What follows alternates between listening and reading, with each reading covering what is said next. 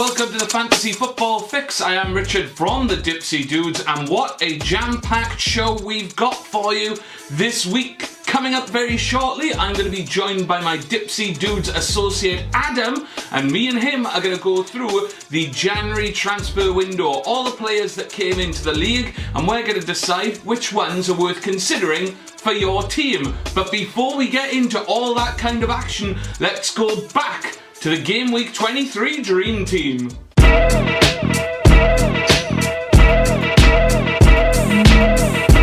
Where have all the strikers gone? It's 4-5-1 with long-time fantasy football budget player Jonathan Walters showing some classic 2011-13 form with big sexy points of the week, with 19 points from a hat-trick and the obvious full bonus points. Alongside him, Santi Cazorla's form continues with another double digits display as he ran the show in Arsenal's 5-0 win with another full house of points with full bonus, clean sheet, goal and 2 assists. His teammate Ozil also made a big comeback with his biggest points haul since September with a strong 13 points. I told you that Arsenal were worth lumping on, didn't I?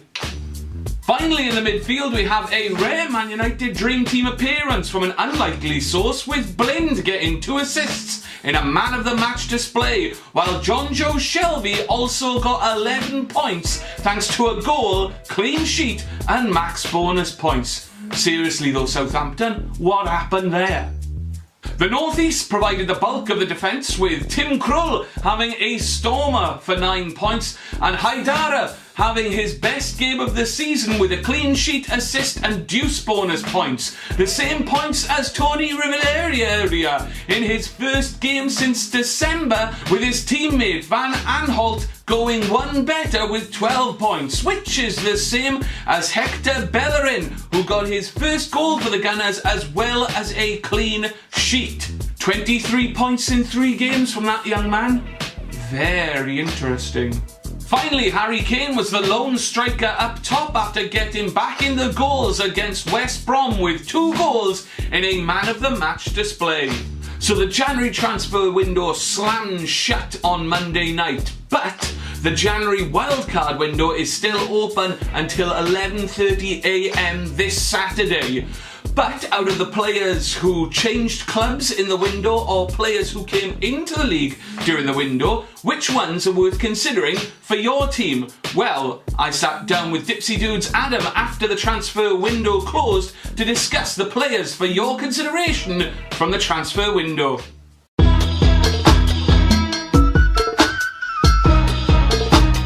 So here I am joined by Dipsy Dudes original Adam, and well, what a letdown of a transfer window all round.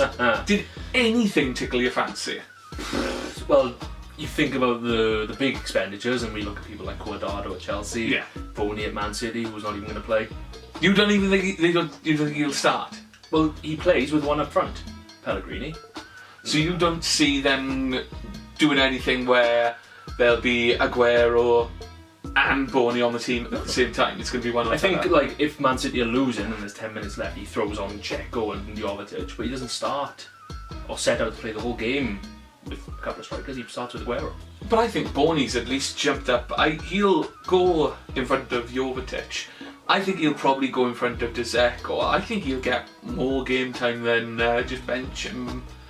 Yeah, but is he? He's a £28 million bench player.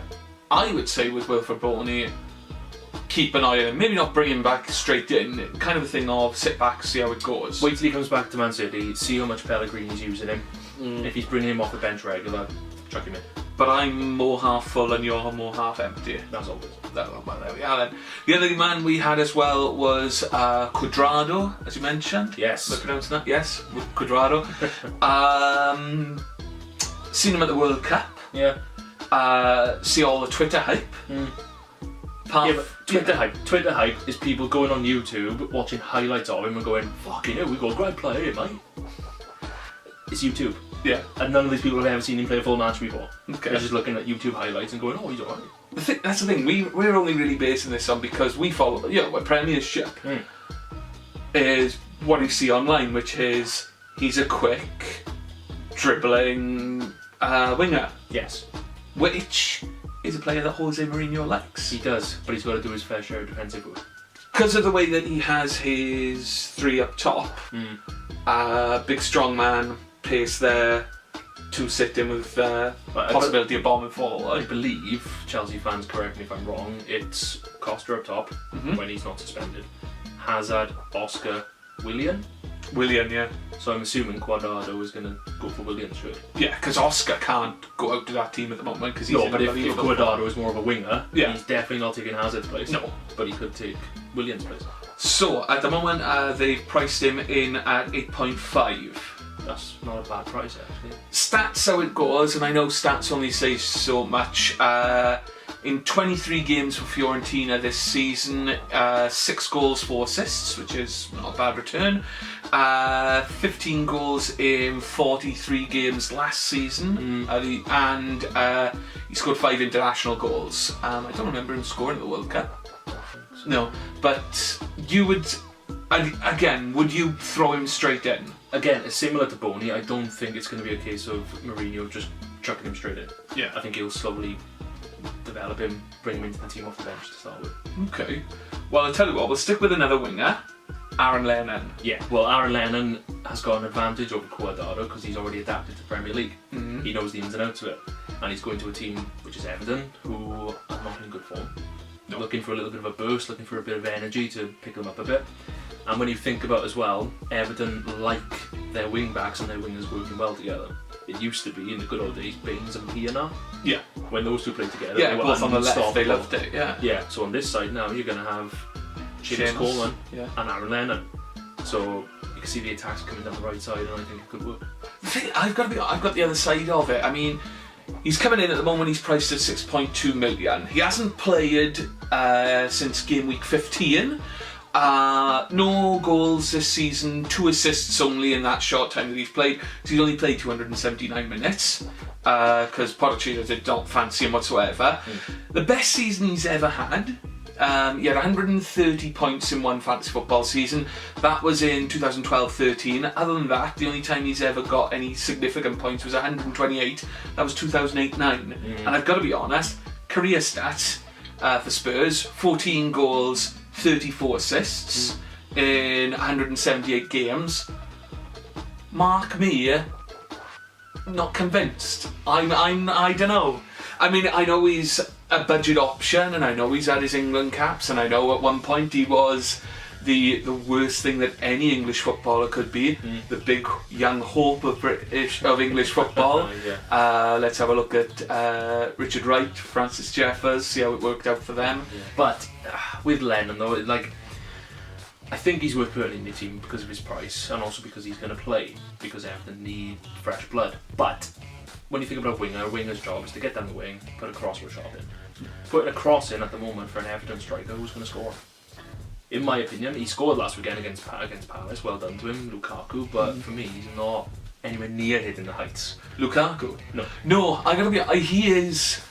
This was another thing we discussed. He is one of those strikers. He's 9 million, and he's a nowhere striker. Because you said it. There's only 2 types of striker that you have in your team at the moment: either huge, big money, £10 million plus, or less than chips. 7, cheapest chips. It's feast or fire, pretty much. It's either, this awesome striker who scored me loads of goals, he's 5.7, or he's 12. It's one or the other. I mean, the only striker I can think of that's got any slight form in that range, there was Boney, but now we've got question marks surrounding him in your mind. Giroud, who's a bit, again, feast or fire. He can do, it's feast or famine. He'll either score a load of points or no points. Yeah, exactly, yeah. But Aaron Lennon, you say? I'd say keep an eye on him. Again, see what Everton do this weekend, see if they're going to play him. If they play him, he's worth putting in. Yeah, I'm not as convinced. I would say at the most a watch list, whereas the thing is, you're looking at that bracket, 6.2 million, was he? Yeah. Yeah. For that price, there's not a lot of other good midfielders for that price. I mean, in my opinion. Like I mentioned it last week, is the idea of possibly getting off Sigurdsson now, that the Sigurdsson bandwagon's over. I suppose he's someone you consider to come in at that kind of price from there then. Yeah. I don't know. I'm going as far as watch list, but you're starting at watch list and then possibility from there. So Yeah. You're going down, I'm going up. Yeah, again, half full, half empty. Again. Anyone else was jumping out at you that you had on your list of people? A bit of a left field one, but I think he's worth keeping an eye on. Similar to Lennon, actually, is Scott Sinclair. I think we're going to have a similar conversation again. But okay, let's do this one. Scott Sinclair. Purely based off the fact that back when he was actually playing football. God, so long ago. Is he still seeing that one from Coronation Street? I think he knocked her up. Like you said, when he was playing for Swansea, I think the last time he played a full season here was on 150 something points. Yeah, 150 points plus he got that year. I think it was 8 goals or so he got. Yeah. He's a midfielder who likes scoring a goal. Oh yeah, like when he was at the Swans, no doubt about it, he was a must-have that season. Like, if anyone who was watching the Swans of the Championship knew when they went up, if you were looking for a budget midfielder, it's like, well, Scott Sinclair's your first stop, and lo and behold, he had a really good season, moved to Man City, and I've asked you this question already because it surprised the hell out of me. That was 2.5 seasons ago that he went to Man City from Swansea. Since then, how many points has he scored? So he scored over 150 points in that first season. In 2.5 seasons in fantasy football, how many points has he scored? I'll wait while you have a think about it.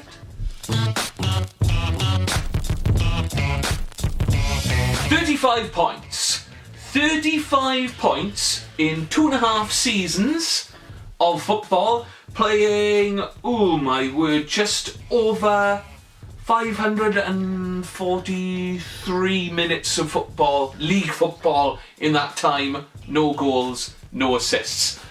I see it as, again, he's an attractive price, 5.2, another budget option. But Villa have a freaking awful midfield. Sinclair's coming in. Who's he going to be playing with? Tom Cleverley. I know they got this fella Gil, or Gilles, however he's pronouncing it. I'm not really going to waste too much time about it because I'm not having him, if you know what I mean. Well, for me, unfortunately, Villa fans, I think Villa are in trouble. I think they need to start climbing that table quickly. Yeah. And the key to that is scoring goals, which they haven't done recently. And I think because he's a goal-scoring midfielder, I think Lambert's going to panic and just go, chuck him in, score. But that's, I mean, whose spot is he going to take? Because they have Weimann on that side, isn't it? And Weimann and Agbon Lahore either side of Benteke. Yeah, they play 4-3-3. So, yeah, one of those is going to go out to make room for Sinclair. Well, the thing is, obviously you're not going to drop Benteke. No. But Agbon Lahore and Weimann, in my opinion, neither of them are prolific. They do well at Anfield against Liverpool, where Villa beat Liverpool once a year at Anfield. They beat them like 3-1 usually, and everyone goes, look at this pace, it's all over the place, oh my god, they're going to be the greatest team ever, and then they lose 10 on the bounce. I'm not saying chuck him in your team, but I'm saying if he's going to play regular, he could recapture that Swans form. Keep an eye on him. Let's move on to the next player. We're talking about goal scoring.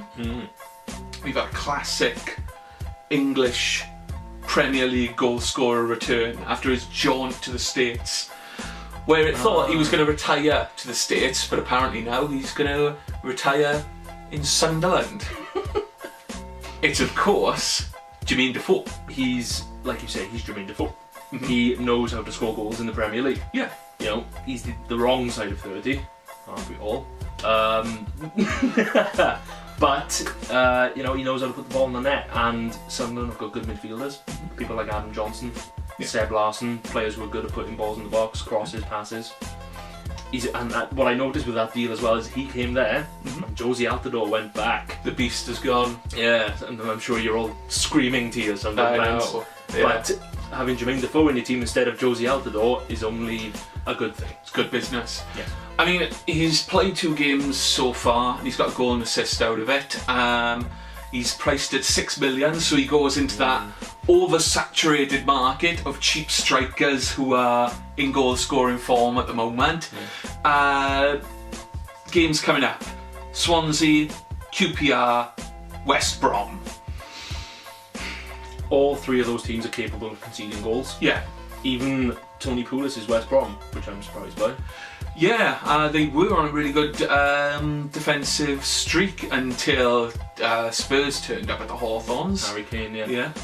No, but you would back Sunderland to score in those 3 games at least 1 goal, and for me, he would be the number 1 culprit for scoring them. Alright, you've got 3 strikers. You've decided you're spending all your money on midfielders, so you need 3 cheap strikers. Who are your 3 cheap strikers, 7 million and below, that you would pick today? Number 1, obviously, is Harry Kane. Harry Kane, it's gotta be Kane. By a mile. Number 2, I was going to say Charlie Austin, but Harry left. Yeah. So, I don't know if that might affect his form or not, but chuck him in because he's cheap. And the other one, maybe, even though he plays for Sunderland, maybe Jermaine Defoe. But yeah, I would probably say if I was doing a front 3 of £7 million or lower strikers, Jermaine Defoe would probably get picked, I've got to be honest. Yeah, like I say, Harry Kane is first choice, and then Jermaine Defoe's a good option. West Ham, yeah, worth mentioning. Carroll's around that mark, and he's 6. He's just under 7, so he's between 6.5 and like 6.9. Yeah, no, there's options there. There's definitely cheap options for him. But yeah, Defoe gets out spot, I would say. Philip, I can pronounce that part of his name definitely. Juricic. The fella that Southampton got on transfer deadline day. Juricic. Thank you. Do you know anything about him? Nothing. I don't know this guy at all, but all I know is stats. And in the Dutch league, a couple of years ago, he was on fire. He was playing for Heerenveen. Who's that? No, we'll go with that. Heerenveen. 26 goals in 111 appearances as an attacking midfielder. That's some good stuff, that is. Because he then moved to Benfica 2013-14 season and didn't score a league goal last season for Benfica. They shoved him out then to Mainz 05. Didn't score a goal for them either in the league, and now he's rocked up at Southampton and he's available for 6 million. Again, it's another overinflated market of £6 million players. This season is the season of the cheap budget option. Simple as, I'd say. And I think I'd have to see, based on his stats alone, he's not done anything to tickle my ivories. The only reason that you think about putting him in or keep an eye on him is because Southampton have got a good record under Koeman because they signed Tadic.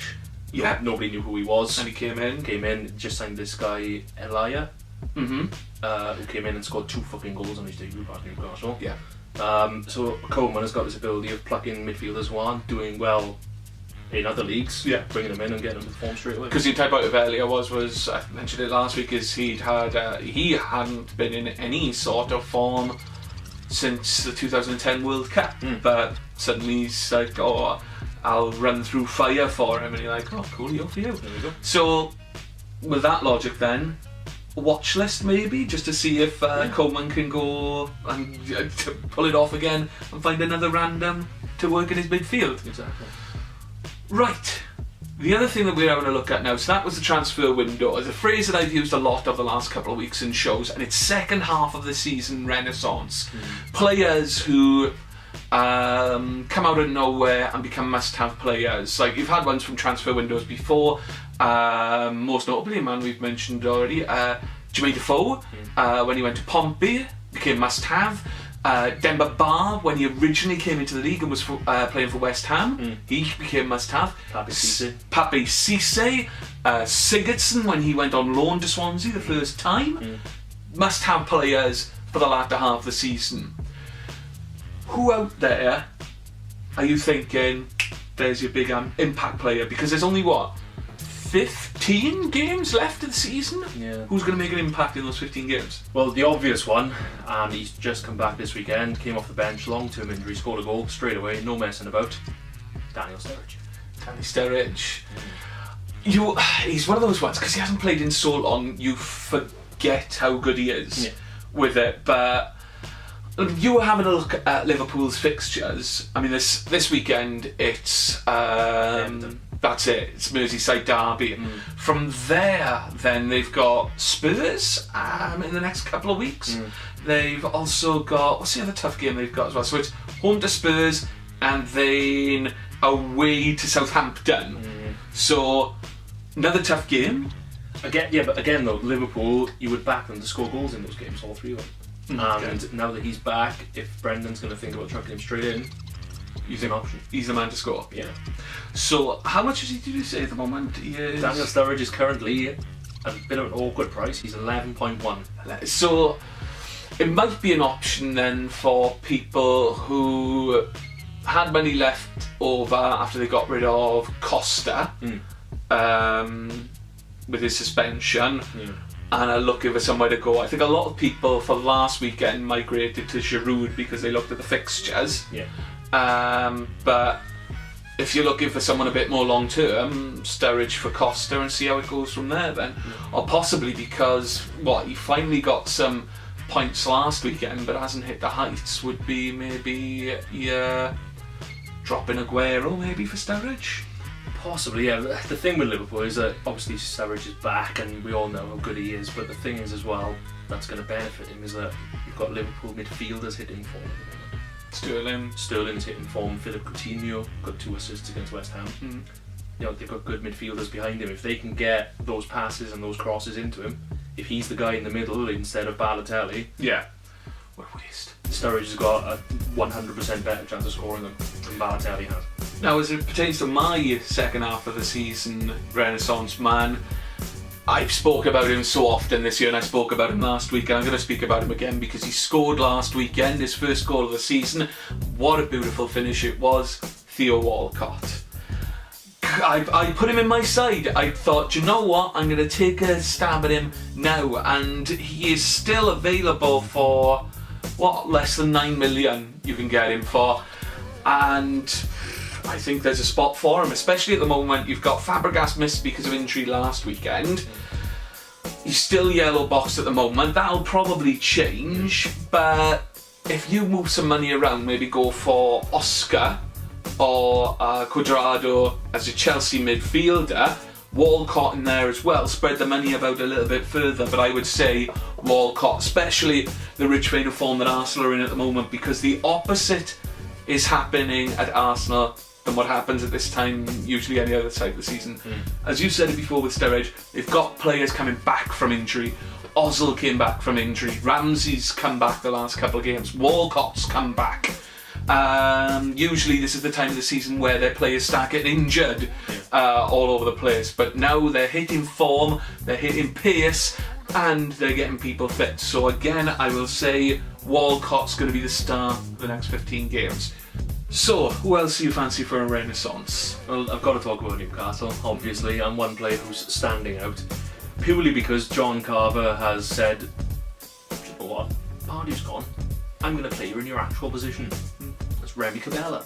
Now, he got his first goal last weekend. He was someone, after the Chelsea game, I mentioned him on the show and I'd spoken to you as well, and I said, God, he played well, and you just went, yeah, they're playing him in position. Yes. So I said, keep an eye on him. Like, I didn't know whether it was going to be the start or something, or whether it was just kind of a one-off thing, but last couple of games, he's done okay. He's finally got a goal as well. He got his goal against Hull. He got gifted it, but he still finished it well. Well, the thing that people maybe didn't realise is that he's actually right-footed. Oh, right. Very much so. Yeah. And that was a fantastic left-footed finish from the edge of the box. He's got everything in his locker, and Alan Pardew went, okay, you're right-footed, you like playing through the middle. Out in the wing, out there, as far as you can go, hug the touch line, left wing. Didn't make any sense. John Carver's come in and he's gone, I'm going to play through the middle where you actually want to play. And has a great game against Chelsea, scores his first goal last week. Keeping with Newcastle though, there are two more options, and I did mention this in our Christmas special. There's also Jack Colback, who is still very cheap. I believe he's either 4.9 or 5.1. Exactly. He's that cheap. Jack Colback, I said put him in at Christmas time, as you might remember, and since then he's scored 2 or 3 goals. He's got 4 or 5 assists. Yeah. and he's cheap. He's one of the cheapest midfielders in the game who plays regularly. 4.8 million you can get him for. So yeah, he's got since Boxing Day 2 goals and 2 assists in that time. So not too bad for a cheap, player that cheap as well. He's not going to be build a team around him, but he's something for the bench because he plays every game. He starts every game. He plays 90 minutes. Yeah, he's one of our fittest players. He's not coming off the bench. He's not coming off the field. Coming on the bench. So that's why he's worth having. And the other player worth mentioning, who's a bit more left field because we haven't seen him this season yet, is Sim de Jong. Yeah, who, following the Football Manager rule of always signing Ajax's best players. It should be every manager, that should be their first thing. Who's captain of Ajax, and just buy them. To be fair, that's what Alan Pardew did, or Graham Carr. They said, he's the captain of Ajax, let's sign him, he'll be awesome. Breaks his toe, has an injury, off he goes. But he's back, I believe he's either back this weekend or next weekend. Next weekend it's looking at 8th of February. The reason I'm mentioning it though is because a lot of people would have forgotten about him because he got injured. But he's this player who likes to sit behind the striker. He's got a cracking shot on him. He's got an amazing goal in his reserve game comeback last week. He sits in that pocket and he's cheap. That's the best thing. I mean, he's coming in at the moment 6.8. His price hasn't dropped too much, seeing as he hasn't played. Based off the player I know that he is when he's fully fit, that is cheap. Alright then, so one to watch out. A little bit left field to finish with there, but Adam, thank you very much for joining us once again here. So right now, I'll tell you what, we've covered that. These are the players for your consideration. So now let's look at the Dipsy Dudes Divisional Championship. Things continue to get tight at the top, but no one can topple Lashford again, who scored a rollicking 73 points, thanks to big efforts from his London strikers and a dream team defender. However, it was new league member Internet Cafe Thistle who was the big scorer of the week with a massive 93 points, thanks again to 2 London strikers and 4 dream team players. With 15 game rounds to go, it is still all to play for at the top, and remember, you can still join the Triple DC until the close of Game Week 24. The code will follow shortly.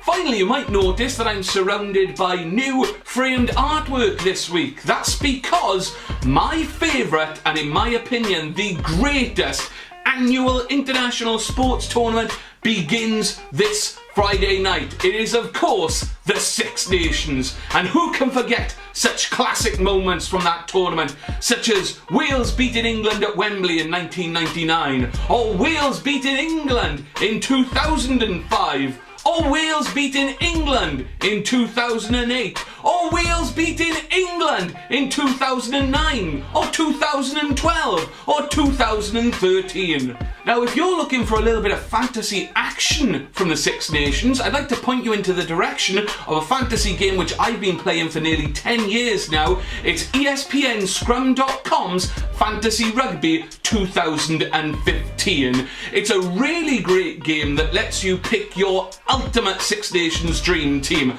There's no budget. All you have to do is pick your team. Just pick your 3 front rowers, 2 second rowers, 3 back rowers, a scrum half, outside half, 2 centres and 3 outside backs, made up of wingers or full backs. You are limited to 4 players from each country, so there's unlimited transfers up until the game starts at 8 o'clock on Friday night. After that, you only have 15 transfers to make over 5 game weeks. Point scoring is similar to Fantasy Premier League, with points for tries, assists, appearances and man of the match. You also have a designated kicker who will score additional points for all successful penalties and conversions. I think it's a great game based around a fantastic tournament, and if you fancy getting involved in our private league, feel free. All links and the league code are in the description and also should be coming up on the screen right now. Right, that's about it for this game week. Thank you very much for joining us. Remember, if you like what you see, click the old like button, leave us a comment or hit subscribe to ensure that you get the latest Dipsy Dudes videos as soon as they are released. We have a social media presence and an fiso.co.uk discussion group. Links to all those in the description. But again, thank you for joining us. Good luck to all you managers out there for Game Week 24. However, this league will never be the same again because one player has left us. He was too beautiful for this world. Maybe he'll be king of the next. We salute you.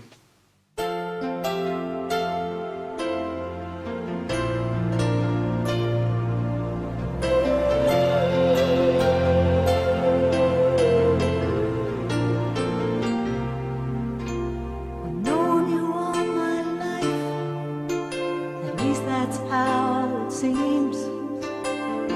Never known another way.